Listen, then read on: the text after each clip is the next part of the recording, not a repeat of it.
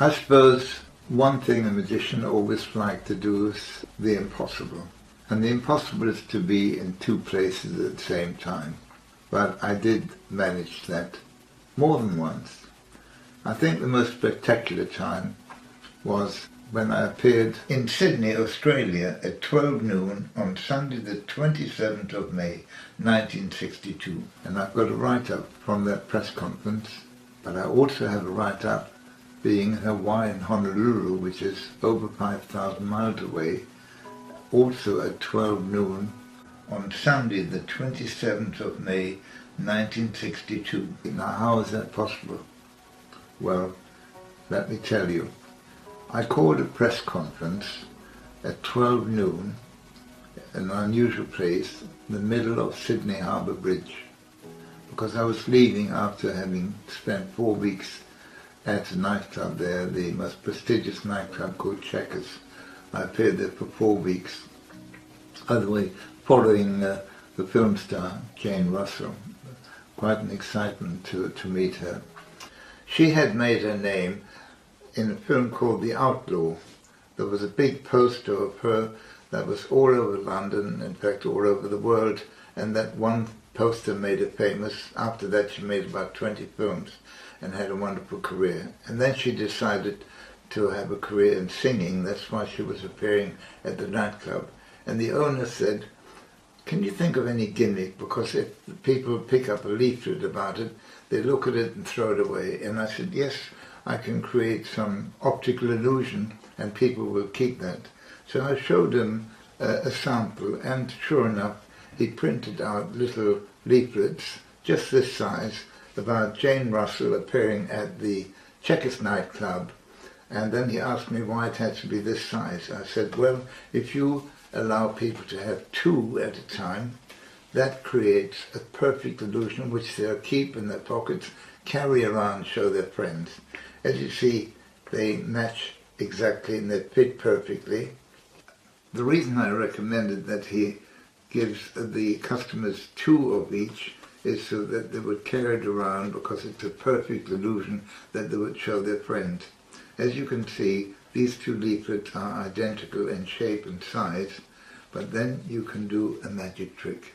You can apparently stretch this to make it longer, and when you line it up there, as you can see lined up perfectly, suddenly it looks longer than the other. So if you take the first one and stretch that and put it underneath there and line it up, now that one is longer. Now, of course, it's just the shape that gives you that illusion, and people will carry these around instead of throwing them away to show their friends. Incidentally, if you want to try the illusion with a banana, or two bananas I should say, or two coat hangers, you can get the same illusion, that the lower one being curved will always look longer than the other. Well, after she had finished her stint at Checkers, I followed with a 3-week booking. Anyway, back to the press conference. This is what I did. We met in a room near the harbour bridge, and I asked the reporters to split into half. 3 of them went to one side of the bridge and 3 to the other. And then I told them to look over each side of the bridge and to count the number of boats or crafts that went under the bridge from one side to the other in both directions, and to make a note of it, starting exactly at noon and timing it for a 10-minute period.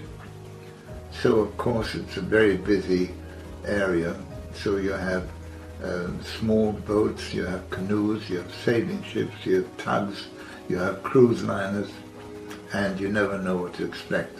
And whatever they saw coming in from one side should guard the other, and vice versa, whatever came in from the other side should come out on the other side as well, of course. And to make sure that they tallied it, they wrote them down, starting exactly at noon. Then we arranged to meet later on, about an hour later, back in the meeting room near the bridge, and they would compare notes. But not only that, I had given them a sealed prediction. Each reporter received an envelope which was sealed. When we met again, I invited them to open it. And there were two surprises. First of all, I had predicted exactly the number of ships that go from one side to the other and from the other side out again, with one exception. A rowing boat had come in from one side and never came out the other. So that was a bit of a puzzle, but also how could I have possibly known how many boats would go under the bridge at that time? So obviously the press conference was written up. I got the write-up that I wanted, which was timed 12 noon on Sydney Harbour Bridge. Well, later that day, I went back to the hotel, packed my things, and a few friends came to see me off, and my plane left at 5:30. I was flying to Honolulu in Hawaii, which is about 5,500 miles away. We took off, and I remember waving to my friends that give me some souvenirs, and we were offered cocktails on the plane, which we enjoyed. And then there was an announcement to look out of the window to our left to see the most incredible sunset that you can imagine. The whole sky was filled with the sun rays coming through the clouds. It was spectacular, all different colors. Certainly the most spectacular sunset I had ever seen. And then we were served dinner. They showed a film. The lights dimmed, some of the passengers had a little sleep, and we landed middle of the night, 3:30 in the morning, in the Fiji Islands. It had to be for refueling, and we were asked to get off the plane for safety reasons.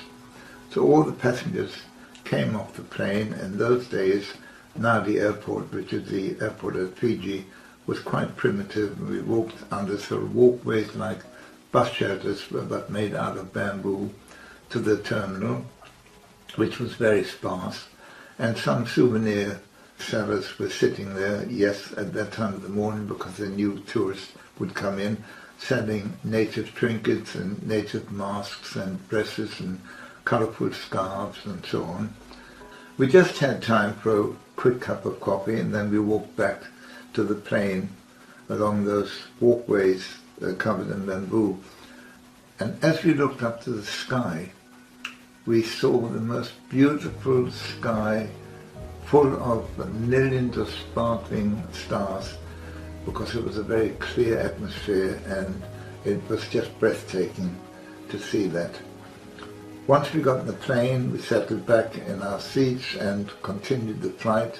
Eventually, some other passengers fell asleep. I never sleep on a plane.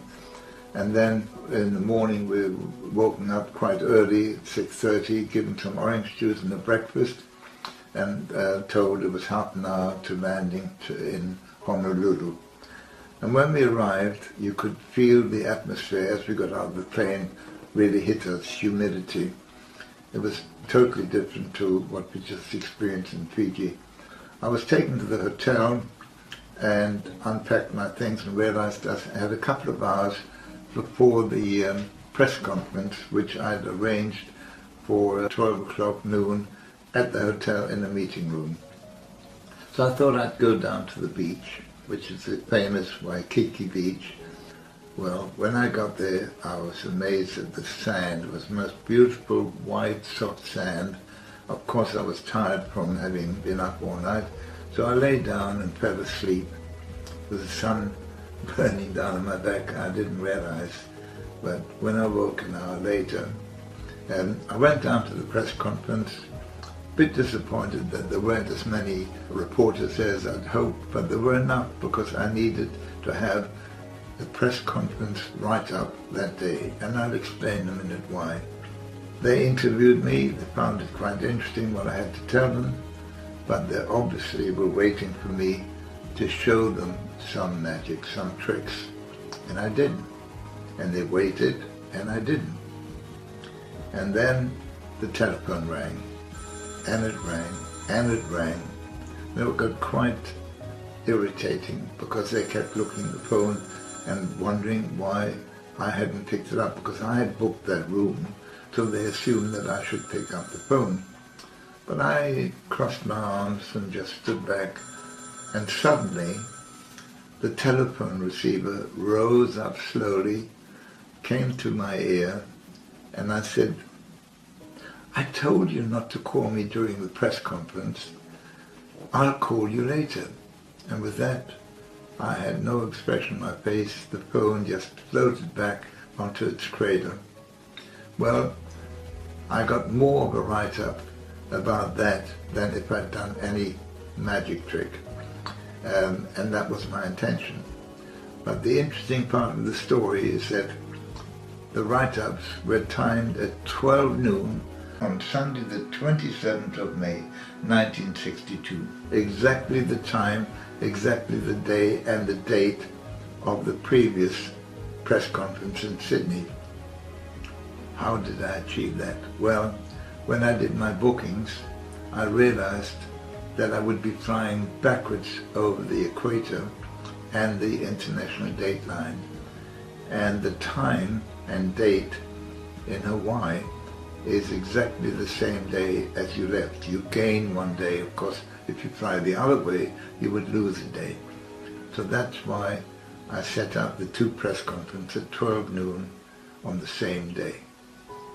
Now, why do you think I described that flight from beginning to end? We flew into the night sky and saw a wonderful sunset. We landed in the middle of the night. It was damp and we saw a clear starry sky. And then we flew into sunrise and landed in the hot climate. And your body is now fooled into thinking you've actually flown the whole night, when really you've only flown a few hours.